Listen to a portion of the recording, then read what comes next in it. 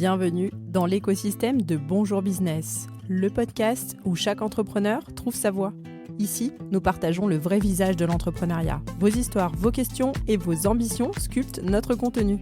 Ce n'est pas juste un podcast, c'est une conversation, un échange d'expériences et de conseils pratiques à retrouver chaque matin pour performer dans votre business.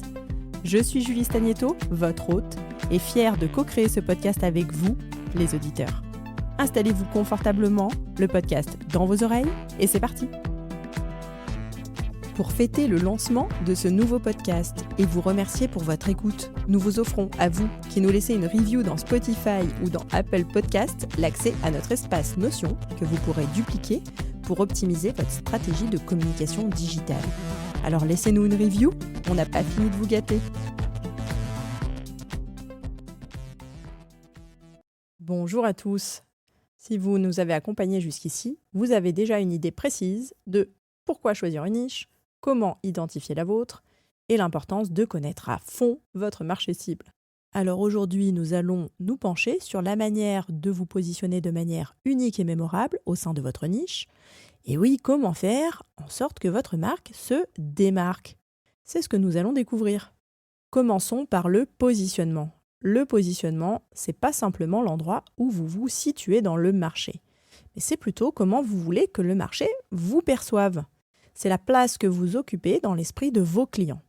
Un positionnement efficace va clarifier pourquoi votre offre est la meilleure solution pour leurs besoins spécifiques. Oui, on se rappelle, on est dans la niche, donc on est sur des besoins spécifiques. La stratégie était de communier le digital, le numérique, avec le rapport à l'humain. Par exemple, j'ai très vite mis la visio au service du présentiel. Il y a une importance à vous différencier. Dans un monde où vos clients sont bombardés de choix, être différent n'est pas juste un avantage, ça devient une nécessité pour sortir du bruit. La différenciation peut provenir de plusieurs aspects et je vous donne des exemples. Votre produit lui-même peut être différent, mais aussi votre manière de le vendre, l'expérience client que vous proposez ou même votre communication. Coucou, c'est Warda du podcast Pin ta marque. Je te partage 3 étapes que je juge nécessaires pour asseoir ta différenciation sur un marché niche. Numéro 1, mettre en avant le côté unique de ton produit ou de ton service, que ce soit le prix, la qualité ou encore le niveau d'innovation. Point numéro 2, c'est de communiquer à travers des canaux appropriés, via un post, via une publicité ou même un événement pour t'assurer d'atteindre ta cible. Point numéro 3, c'est de rester attentif à l'évolution des besoins de ta cible pour toujours rester pertinent.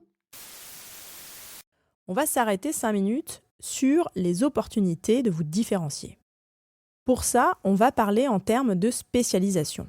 On pourrait imaginer différents types de spécialisation. Exemple, spécialisation par service. L'axe de réflexion, c'est de considérer les différents services que vous proposez et de répondre à cette question, est-ce qu'il y a un aspect de ce spectre où vous excellez particulièrement ou qui vous passionne davantage? Par exemple, est-ce que vous êtes particulièrement doué pour définir des stratégies de communication qui résonnent ou pour exécuter ces stratégies de manière innovante? Là, clairement, vous avez compris, je prends mon exemple puisque mon métier, c'est de faire de la communication pour les entreprises. Donc la grande différence avec nos concurrents, c'est le fait que ça soit à taille humaine, effectivement, et qu'on n'ait pas envie, nous, de créer un coworking pour les professionnels de la formation sur 3 ou 4 étages, mais vraiment de rester sur quelque chose où tout le monde se connaît, on a un roulement sur les salles de formation, il n'y a pas de surcoût ou de surprise au niveau de la facture, on est sur quelque chose de très clair, de très lisible, et tous les formateurs peuvent bénéficier des services pour programmer leurs cours. La deuxième spécialisation, ça pourrait être une spécialisation par secteur. Parmi les entreprises avec lesquelles vous avez travaillé, y a-t-il un secteur d'activité qui revient souvent ou qui semble tirer un bénéfice particulier de votre approche? En vous spécialisant dans un secteur spécifique, ça va vous permettre de devenir un expert reconnu pour ce type d'entreprise. On peut également envisager la spécialisation par taille d'entreprise. On se pose cette question. Est-ce que votre offre nécessite une spécialisation selon la taille d'entreprise? Pour illustrer mon propos, je vais prendre mon exemple. Dans mon cas, une focalisation sur les TPE et les entreprises en phase de croissance, qui ont déjà une certaine maturité et un budget pour une communication complète, c'est une niche viable. Et c'est une niche viable par rapport à des entrepreneurs qui débutent sans budget et qui n'ont pas conscience de l'impact de la communication. Donc posez-vous cette question, est-ce que le service que vous proposez nécessite de vous spécialiser par taille d'entreprise ? Une autre approche pourrait être de se spécialiser autour d'une problématique clé que vous résolvez mieux que personne.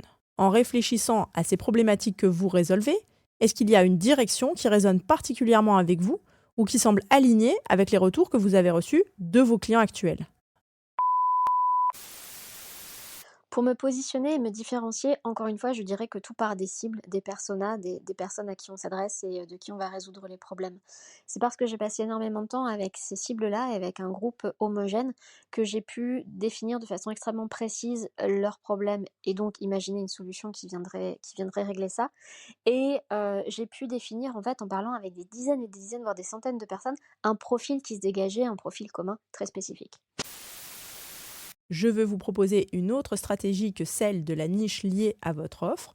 Je veux vous parler de celle de l'influence. Le principe est de vous différencier de la concurrence grâce à votre marque personnelle. On pourrait prendre comme exemple Oprah Winfrey ou encore Lena Situation. Grâce à cette stratégie dite d'influence, vous créez un lien fort et émotionnel avec votre audience.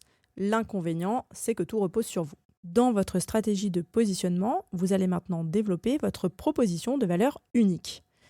La proposition de valeur unique, c'est la promesse que vous faites à vos clients, ce qui montre en quoi vous êtes différent et meilleur que la concurrence. Elle doit être claire, concise et convaincante.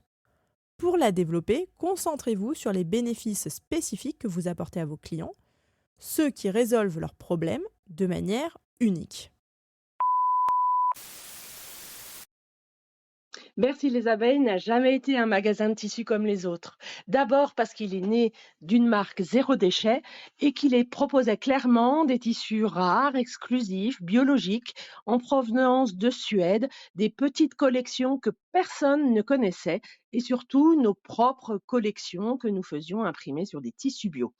Ce qui nous a vraiment différenciés, Aline et moi, c'est aussi que nous sommes nous-mêmes proches de nos clientes et que nous n'hésitons pas à pousser des coups de gueule. Dans votre quête de positionnement et de différenciation, prenez le temps pour raconter votre histoire. C'est pas un scoop, les gens aiment les anecdotes et les histoires. Elles sont mémorables, elles sont émotionnelles et elles permettent de créer un lien. Votre marque a une histoire. L'histoire de pourquoi et comment vous avez commencé, les défis que vous avez surmontés, ce en quoi vous croyez. Partager ces histoires est une puissante forme de différenciation. Selon moi, la différenciation, elle se fait déjà au travers des formats. On parle souvent de storytelling. Je pense qu'avant ça, il faut comprendre comment on veut s'exprimer. Personnellement, j'ai utilisé l'infographie qui est exigeante, mais justement parce qu'elle est exigeante, elle me permet de gagner des points. Et le plus grand défi ici, en dehors de trouver son style, c'est tout simplement de garder le rythme, d'être régulier. Et on dit souvent, choisissez le bon réseau pour raconter la bonne histoire. Je dirais, choisissez le bon réseau, oui, trouvez le bon format pour raconter la bonne histoire. C'est comme ça qu'on se différencie.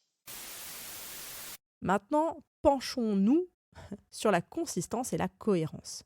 Vous avez déterminé votre positionnement, vous avez votre proposition de valeur unique.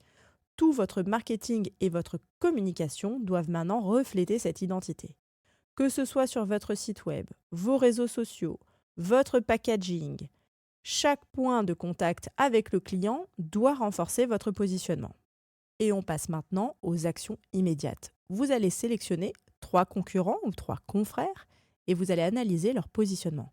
Notez ce qui vous semble bien fonctionner pour eux et identifiez des opportunités pour votre propre différenciation. Deuxième action immédiate, vous allez rédiger une déclaration de positionnement. La déclaration de positionnement peut inclure les aspects suivants. Ce que la marque propose, la valeur qu'elle offre, le facteur unique de votre marque et comment vous vous positionnez. C'est en fait ce qui capture l'essence de ce qui rend votre marque unique.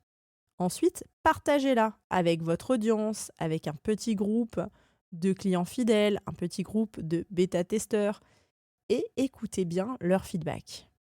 Et pour vous inspirer, je vais vous lire la déclaration de positionnement de la marque Apple, ouvrez les guillemets, offrir la meilleure expérience utilisateur à nos clients grâce à notre matériel, nos logiciels et nos services innovants. Nous croyons que nous sommes sur la surface de la Terre pour fabriquer d'excellents produits. Pour conclure, se positionner et se différencier dans une niche, ça n'est pas juste une question de stratégie marketing. C'est la fondation sur laquelle construire votre marque et votre entreprise, en étant clair sur ce qui vous rend unique et en communiquant cette unicité de manière cohérente, bien sûr, vous créez une place bien à vous dans l'esprit de vos clients, une place où la concurrence n'a pas sa place. Et si vous voulez aller plus loin, sachez qu'il est possible d'aller au-delà de la niche en s'orientant vers ce qu'on appelle une stratégie de nouvelles catégories de marché. En anglais, ça se nomme la category design. Ça veut dire quoi ? Eh bien, ça veut dire que vous allez créer vous-même un nouvel espace de fait qui est libre, dans lequel il n'y a pas de concurrence, puisque vous venez de créer cette nouvelle catégorie de marché. Et donc, évidemment, ça va être beaucoup plus simple pour vous de la monopoliser. Ce n'est pas tout à fait le sujet de notre série, mais je vous mettrai des ressources en description de l'épisode si vous voulez creuser le sujet. Je vous dis à demain pour le dernier épisode de notre série dédiée à la niche business. Et je vous remercie pour votre écoute. Ne partez pas, j'ai besoin de vous. Donnez-nous vos conseils et témoignages entrepreneuriaux sur bonjourbusiness.fr. Prenez le micro et rejoignez les co-créateurs. Abonnez-vous pour retrouver les prochains épisodes directs dans votre bibliothèque. Psst. Chaque avis que vous postez sur Apple Podcast nous permet de vous offrir l'accès à notre espace Notion exclusif. Pensez-y. On se retrouve de l'autre côté. Merci pour votre présence.